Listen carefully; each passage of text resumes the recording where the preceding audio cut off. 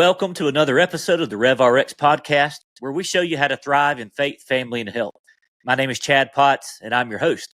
Today, I'm so excited to bring you special guest, Super Bowl 50 champion, David Bruton Jr. David played in the NFL for several years for the Denver Broncos, Washington Redskins, and he had quite a career. But here's the thing. Life after football is really where he's thriving today. You see, not many people take a detour to the NFL on their way to become a doctor of physical therapy. But that's exactly what David did. You're going to hear today his story about becoming drafted, some things he learned in NFL, as well as some other players who influenced him in big ways. And you're going to hear what he's doing today in the world, where he's coming alongside athletes and he's helping them really thrive through injuries and setbacks that they face. Who better to encourage an injured athlete than one who has been through a lot of that himself? So without further ado, I introduce to you my new friend, David Bruton Jr. Dr. David Bruton.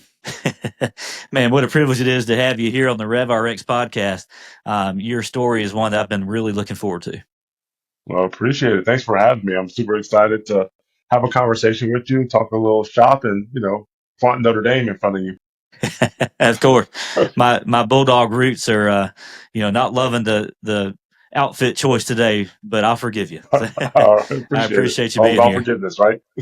That's right. We got to give grace, right? Yeah, absolutely.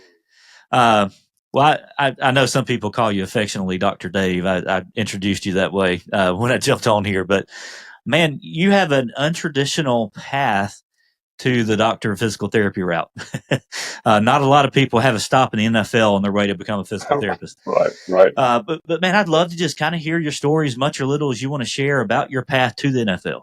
Has that always been a dream of yours? How'd you get into football? Just walk us down that road. Honestly, my first dream was to run in the Olympics. I wanted to run in the Olympics. So always was a runner, fast, had family members who competed at a high level. Tyson Gage, my cousin, so track was is in the family, right? Sure. But yeah, I didn't start football till seventh grade, so it was super late. Minesburg, Ohio, everybody's starting first grade, second grade, or coming out the womb with a helmet on, right? That's kind of what how people operated down there. But my first love wasn't necessarily football. I happened to get good at it. I was always considered the skinny kid. My dad always thought I was going to be the basketball player. And I had some trials and tribulations on my way to the NFL. It's definitely not the traditional route, or I wasn't always the star, right? Like when you think about guys who make it to the league, they were always the guy. Once they stepped foot on the field, you knew they were the guy. You knew they were the guy. You knew at all these levels. For me, it wasn't until my junior year in high school when things started clicking. Um, they brought up a freshman to play ahead of me my sophomore year. And it wasn't until the end of junior year where everything started to click. I was just another guy out there, another body. And then late bloomer. Those last 4 games, I had 8 picks in those last 4 games. Man. So I caught stride, caught fire at the right time. So then kind of ran with that. Didn't know much about the recruiting process. So started getting letters. Indiana was the first letter that I got. We beat them, by the way. But Indiana was the first letter that I got. And then, it kind of became a reality. Okay, football, I might be able to play football at the next level. So you kind of bought in a little bit more. I was always a hard worker, but that ramped up the level of hard work there. Fast forward into college. I commit to Notre Dame. Go off to college. My freshman year, my oldest son is born. So talk about some trials and tribulations there, right? You hear about it, guys having kids young and, not necessarily knowing how to be a father. You're a young man yourself. I go off to Notre Dame. I'm 17. I just turned 18. And then 4 months later, I have my oldest son born. And so constantly was going back and forth whether or not I wanted to stay in school, go back to Dayton, Ohio, dealing with a lot of that decisions. I don't know if I'm necessarily ready for fatherhood. Fatherhood's back there. Okay, maybe I can't handle school. Ultimately, what came down to is I had great coaches, teammates, and a counselor that kind of helped me make a decision to stay at Notre Dame. Awesome. It's a big Yeah, it big was adjustment. a big adjustment, but it honestly was the best decision at that time. Stay in school, I'll get a more opportunity. There would be more opportunity for him, whether I went to the league or not. Uh, so ultimately stayed there. And it was my junior year, my third year. Uh, I get told that I'm going to be a starter, and then it's like, okay, I'm out there playing. I'm just the guy I just got into the Michigan State game happen, and then Yeah. things start to click. I get a big time interception there. And then I start making more plays throughout the season, turnovers on turnovers, and a lot of tackles. And then I get approached by an agent. Like, okay, NFL is now a possibility. Never thought about it, like super naive, right? Like I didn't know anything about the draft process except for guys got drafted on the day, and there's a combine, and then same thing with college recruiting. Didn't know ups and downs and how that operated. So then I get drafted by the Denver Broncos. Very fortunate enough there. Super related. I love Denver, hence why I'm still here in the Denver metro area. And it was my third year where I was told that I was potentially going to get cut. So I get told that I'm going to get cut while I'm eating a pregame meal with watching Phineas and Ferb because my oldest son, that's what he used to watch, Phineas and Ferb. So watching that show, coach comes up next to me, is like, Brooke, we're probably going to cut you after this game, third preseason game, if you don't do something special. I want you to do something special. Wow. So I go out there versus Seattle. I block 2 punts. I was like, well, something special happened, right? God gave me the grace, gave me the energy, gave me the fortitude to go out there and perform versus adversity. And with that being said, it's like that kind of solidified myself as a special teams ace in the league and always gave me an opportunity to maintain a job, keep a job in the league, and ultimately be able to play 7 years with the Broncos and one with the formerly known Washington Redskins. Yeah, I love the story along the way where you're like, man, I just had my head down and I was working hard and I wasn't thinking about the next level. Yeah. And then, like, man, it seemed like that third year. That third year was always the pivotal year for you, in high school, then in college, and then again in the pros. And so, awesome career. You stuck around in the league for a while. When you look back at your career, and you've played with some pretty cool guys, Peyton Manning. We've talked about our hometown hero here, Demaryius Thomas, Bebe. Rest in peace. And you've played with some incredible guys. What are some of the biggest highlights you think of when you look back at your career?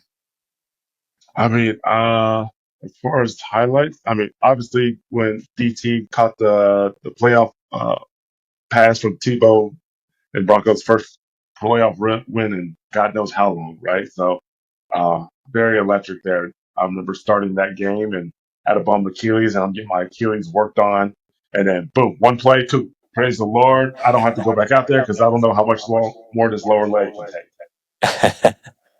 But then, our Super Bowl 50 year run, there's multiple moments of, us battling through adversity, making big plays, myself getting to play more on defense and being an actual contributing factor to the no fly zone and being considered that. Sure. There's a lot of plays there, but I think that pivotal moment, that shift was when I blocked those 2 punts. Mm-hmm. Like, okay, I'm always going to be seen as a special teams guy. Like, somehow, some way, like, yes, I thought I would be a starter at some point, yada, yada, yada.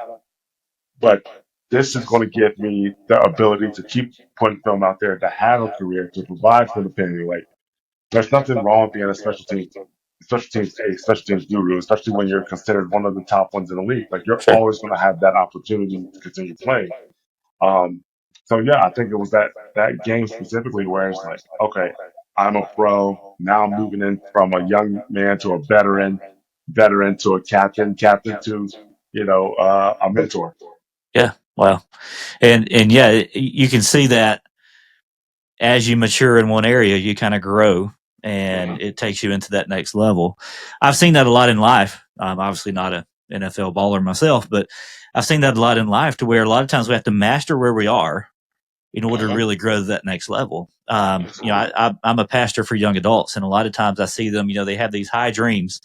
They want to run the company, or they want, all of these things. I'm like, well, be great where you are, mature where you are, and then the Lord will open up doors to keep on moving you down the road.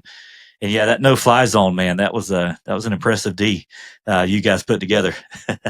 Oh yeah, no, it was tremendous, and kind of like your deal, like putting your best forth effort or mastering that particular task.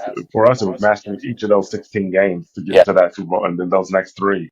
Right, it was all about mastering the task at hand, not looking too far ahead because you have to handle business right there in front of you.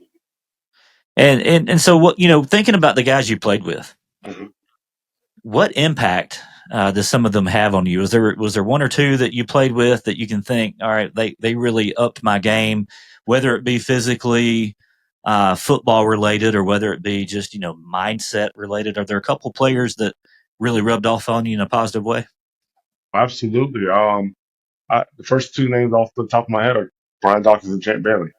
Yeah, Right, Brian Dawkins came from Philly. It was his first year there. Champ, the seasoned veteran there too, here with the Broncos, and I have two Hall of Famers in lockers next to me. it's crazy. Yeah, Who understand the game, who played at a high level for a long time, who have been all pros and pro bowlers. And so I've learned how to be a professional from them. Like, right, Dawkins taught me how to watch film. Champ taught me how to analyze practice. Champ also helped me with how to lift in the locker room. Like, okay, we were that old school lifting, like trying to throw a lot of weight on. It's like Champ was like, we're DBs, we need to run. Like, unless you're Dawkins and you're trying to bulk up and smoke somebody in the face year in year out, like you need to be able to run and stuff like that. You don't need to lift super heavy. So like there's little things that I gained from these guys, like how to take care of your body, that ultimately taught me how to be a professional. And I utilized some of those skills um in my today life and my life as a business owner, as a PT. Like I utilize what I learned through them as a professional, how to reflect, how to criticize myself, how to not look at myself in this rose colored lenses, right? Like actually look down and dirty and like study what you need to get better at. Because it's easy to study what you're good at, right? Like with a test or whatever, it's like, cool, I want to feel good until that test smacks you upside the head with 75% of the other stuff that you didn't study. that's right. Yeah. That's right. Yeah. Yeah. So they taught me a lot. Those are the two guys that like I attribute a lot to my career in that sense. And then Wesley Woodyard, who was a special teams ace before I got here. He moved into a starting defensive linebacker role, and then I took over the captainship of special teams. But he taught me how to be a pro in the community, how to be a pro. Like he was undrafted, like so I was fourth round, so we kind of similar in the sense where we're expendable. And he taught me like, okay, even though you're expendable, but you've been blessed with the opportunity. These opportunities you're able to go out to the community and motivate and facilitate change and all this thing. So I learned a lot from him in the community sense of Colorado. Love that, and you're still doing great work in the community. I love that you use your platform for good. And I've talked to several athletes now, and it's really refreshing to see. Hey, you have this platform. God's given you the ability to be able to create change. You're right. Make a difference in this world where it counts, somewhere that you're passionate about. And that kind of takes me, fast forward into life after football. I want to talk about physical therapy, but first I want to talk about Bruton's books. That's something you're passionate about. It's a foundation you started. Can you tell us a little bit about that? Absolutely. It's something that's been innate and driven into me since I was a young kid. Literacy, reading, education. People may say it was beaten into me because I had a bad report card. My mom got a hold of me, but that's another story. But after that report card, like I took education so seriously because it opened the door for so many more opportunities. Um, so like as a football player, I started doing books in 2020, 2015. Crazy. It's almost 10 years in Yeah. April. It'll be 10 years having the foundation. I wanted to do something that was true to me, and education was always true to me. Like there's a lot of football camps out there, a lot. You know, football players have football camps in their hometown, local town, whatever. What was something different that I could do, and and something that I could be more involved in, and literacy was one of those. Literacy was something that nobody can take that away from you, and something that I always did in the locker room. Dawkins would call me a nerd because I was always reading in the training room or in the cold tub or between meetings. Like I was always reading something. Um, so when I started doing books, the idea was to make a change, make a positive change, whether that is addressing K through third grade accessibility or like putting together like an area for these kids to read, or how can we help improve test scores, or go to these schools and motivate, because a lot of these schools are underserved, underprivileged, and they're people of color. So it's like there's that relatability piece that comes along with it. Right. So how can I make a positive change? Not necessarily just throwing money at a problem, but like getting in front, seeing the resources being utilized in a way to, that that impacts the fundamental ability of these kids. Sure. I love to pose the question to these kids: what career does it require you to read and comprehend it? And they'll be like, football player, and I'm like, you think I'm a dummy? Like, right? Like, you think I have to be able to read the playbook? I have to be Yeah. able to go to college. I have to be able to comprehend what I'm reading and then put it out into practice, out in the real world. Absolutely. So yeah, there's just a lot of life lessons I get to do with Bruton's books, and to be hands on and seeing some of these kids and how they change, and how they flourish, and how they're motivated, and like it's something true near and dear to me, that and I'm very grateful that I've had the opportunity to utilize my platform to make an impact in the Denver, Colorado community. Yeah, I've loved reading about it and kind of studying up on it. I'm going to put a link in the show notes on this, but how can my listeners get involved? I know there's always opportunities for donations and things, right? Yes, sir. Yes, sir. There's always opportunities for donations. We're putting together a book list, a reading list on Amazon, so people can donate specifically to those needs. Like, so when we partner with DPS and DPS Foundation, their focus are on culturally enriched books. So, right, a book that has somebody that looks like you, or speaks like you, or Yeah. is in that language. Right. Because there's a big melting pot, a huge demographic difference out there in the heart of Denver versus not just all first generation, not just all generationally English speaking individuals. So it's like Yeah. first Yeah. generation English speakers or Vietnamese, or like this might be their first month in an English classroom, right? So Right. Right. so trying to address and meet the needs where they are, and that's kind of where it runs into physical therapy. It's like I do that as a patient, as a provider to a patient. I meet them where they are. Well, where are these kids? How can we meet them where they are? So yeah, we do donations through the website, dreamsbooks.org. We'll have an Amazon list here put together. Hopefully by the end of the month, we're talking with the rest of DPS schools as far as what they actually need, and then we do a yearly golf foundation where we adopt a school, and then we donate. The last 2 years, donated 20 grants to two respective schools, and Awesome. then we want to donate more. We want to adopt, 4 or 5 schools and make sure they have a sustainable program going on to Sure. make an impact. So we look at needs analysis. What's your goals? What metrics are you using? Like it's very in depth, because we're, like I said, we don't want to just throw money at a problem. We Hmm. want to see and facilitate change. Yeah, and you've got the brain power behind that, and I love that. So yeah, I'm going to put links in that. I encourage all my listeners to go out there and check that out, and be looking for that Amazon list too, because that's going to be really cool. Hey, you can Yes, sir. you can pick your book and send it out there, and donate that to the needs. And then you mentioned physical therapy. So tell us about post football. All right. Number one, I'm always interested to ask, at what point did you realize it's time to move on? Was that a difficult decision for you? And then how did you settle on physical therapy as your life after football? No, I don't think it wasn't that difficult of a decision at that time. Um, I had I was in my eighth season. I got another concussion. I had 6 concussions on record. Like, Wow. okay, it might be time, right? Sure. I had opportunities out after the Redskins that I could have went played with Jacksonville or somewhere else. It just wasn't. I just wasn't in it anymore, right? So, and then you start to see the business aspect of it, and it takes away some of that love from it and the Hmm. ugliness that sometimes you see in the league, because it is a business first, and people forget about that. That's So walking away from the game wasn't that difficult, but I knew that I wanted to be a PT. Like I knew that I wanted to be a physical therapist for the longest time, since 7th grade when I first was exposed to it. Uh, so my athletic experience kind of kept that profession in the forefront, right? It's like, okay, sure. I'm on the table because a PT working on me. I'm on the table again as an athletic trainer. So I was always on the table. So I knew that once I was done with the league, it's like, okay, what do I need to do to become a PT? Mm. Okay, well, my majors at Notre Dame were political science and sociology. Yep. Not much is transferring over to physical therapy in that sense. So I had to take Yeah. all those science classes for 2.5 years, and then do a 2.5 year doctoral program at the University of Colorado. But yeah, no, I think what kept motivating me was just those interactions, the interactions that I had with the athletic trainers, that I had with the physical therapist when I was hurt. My time on the table, and I know that there's a lot of parallels. Like, oh, people say, "Why do you want to be a PT?" Because I was on the table, right? Like I had experience with a PT. I loved my PT. Sure.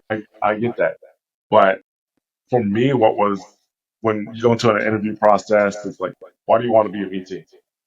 It's because I've had a multitude of different physical therapists, and some that I gelled well with, some that I didn't, some that I loved their approach, some that I didn't. So Sure. I learned from those experiences what I would want to do, what I would not want to do, and kind of see there's this adaptability and creativity that I can utilize from my experience to help patients down the line. So that's why I wanted to be a physical therapist. Um, so yeah, my time on that table, it brings on that relatability piece. Like, yep, I was there. I've been there. Yep, I broke my leg and missed one of the biggest games of my life. Like I know exactly what you're going through. Let's talk about it. Let's tap into that mental aspect. Let's get you back as soon as possible. Or that whole you can't make the club in the tub deal. So like, oh, it's a junior year and you sprain your ankle and it's pretty bad. Okay, usually a sprained ankle is about 6 weeks. Well, your season's only 10 weeks. Okay, we got to try to accelerate this. So I'm trying to see here, here, and here. Cool, you're 75%. You got to go get a scholarship. The NIL and transfer portal's a nightmare. We got to get you out there as soon as possible, right? So like opportunities are limited. The struggles of that. Mm-hmm. And so you are you more in athletics that kind of vein, or are you full spectrum physical therapy with your business between the lines? I'm more athletic. Okay. More athletic. Where like the actual treatment area it's a gym. It is a legit gym with squat racks and with cable machine, turf. Have two tables in there. Like it's legit a gym. So tapping into that mental aspect of the athlete. Like when you get hurt, like I know in the league, when you get put on IR, you're kind of removed. Like you're not in the same meeting room, you're not in the same treatment time. Like you're kind of removed from the team in a sense. Even though you're still getting a paycheck, you're still on the roster, yada yada yada. But you are removed because you're essentially not valuable at the time. Like, what have you done for me lately? Like you're not doing anything for me lately when you're on IR. So how can I help these athletes who don't get to be in the gym, don't get to listen to that same music, don't get to be around their teammates? How can I help them tap into like you're still an athlete, hurt or not? Hmm. You're still an athlete. Like so, if you feel like you're in a locker room where you get the vibe or the music hits a certain type of way, like it doesn't match your culture, you're gonna you're gonna see more growth in that sense. Like you're eliminating that depressive thought or those negative thoughts or whatever. Now you're somewhere where you're welcomed and familiarized and all that. Sure. So when thinking about setting up this clinic, like I wanted to do something a little different where as an athlete, I don't want to walk into an office space and you have me do bands and stuff. Yeah. If I'm coming back from your knee, I want to make sure I'm just as powerful. I want to make sure I can still jump. I want to make sure I can still cut. I want to make sure my reaction, like, can you do that in an office space that the ceilings are 8.5 feet? Like, no. Like, I'm 6'2". I had a 41-inch vertical. My head's going through the ceiling. Like, right. So, yeah. Well, that's awesome, and that's a much needed thing. Who better to do that than someone with the experience that you have? And that kind of brings me to another point I wanted to talk about. You'd mentioned that you had several concussions in your career.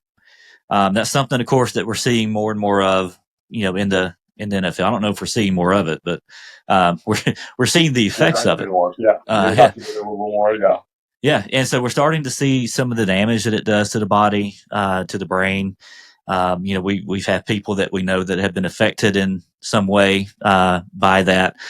What is that? The NFL is, and I guess football as a whole, is trying to make the sport safer.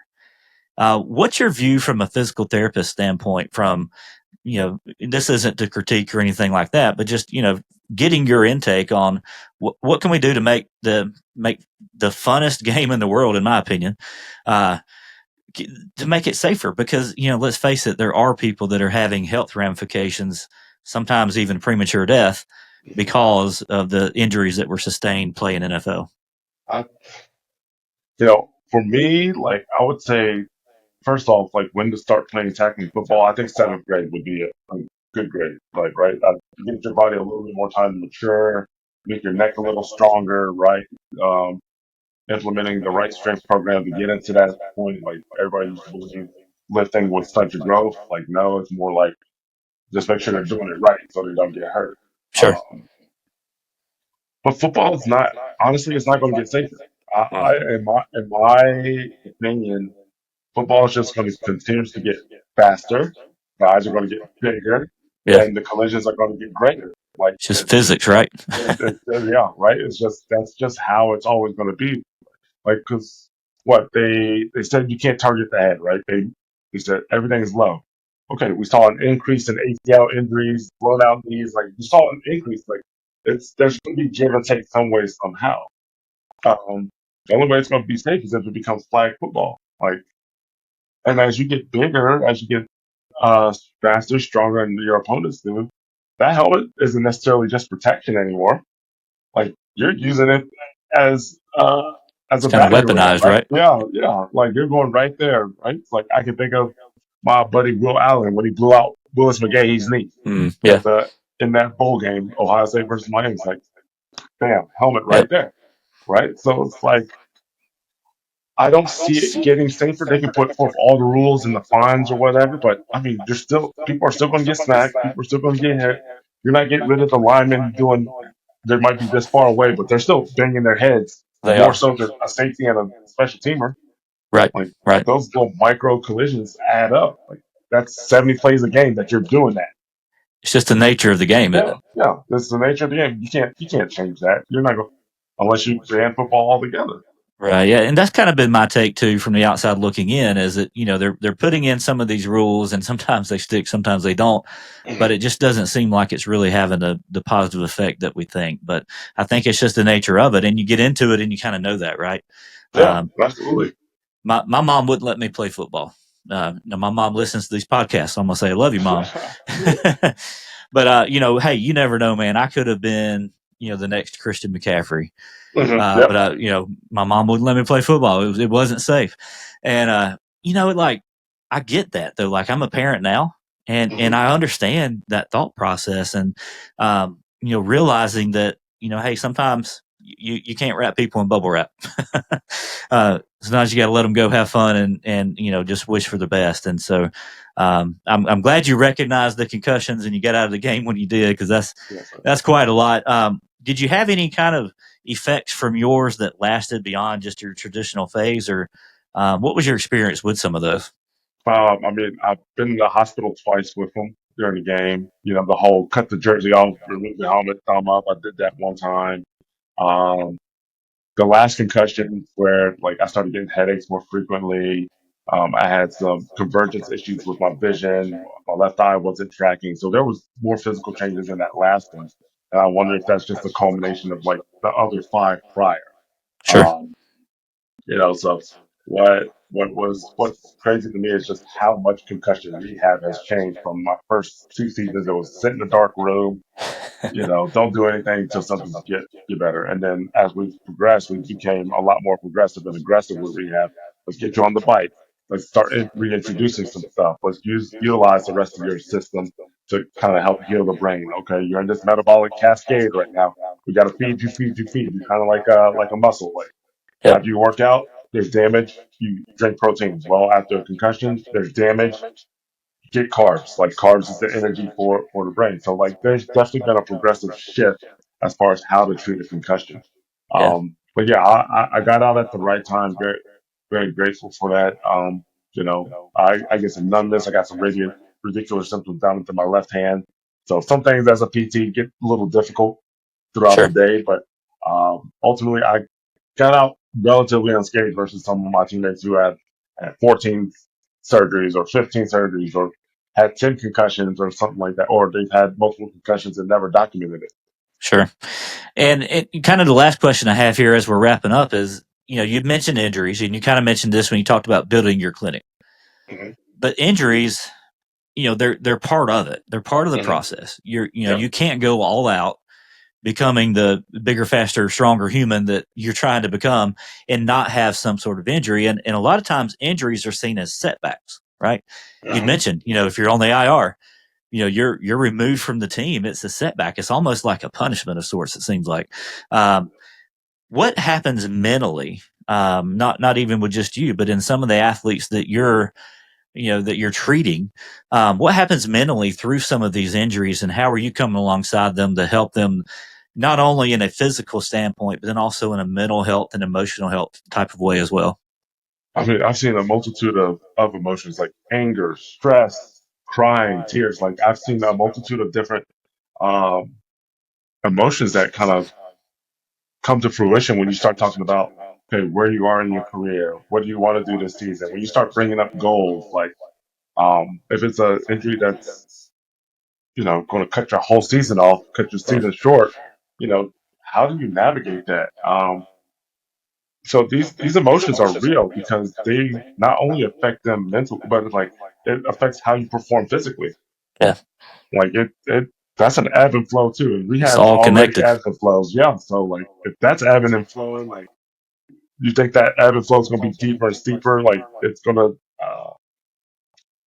go back and forth. It's gonna be tough. It's gonna be tough. But how I help them in that sense is like that relatability piece. I keep coming back to like, yes, I've been there. Okay, here's a book. Here's what I suggest you read. Okay, this is how long this surgery typically takes to heal, or this is how long this injury takes to heal. This individual had this injury. Like, and then like now sports are so, I guess, washed down in a sense, or like if everything's year round now. Even football starting to come year round.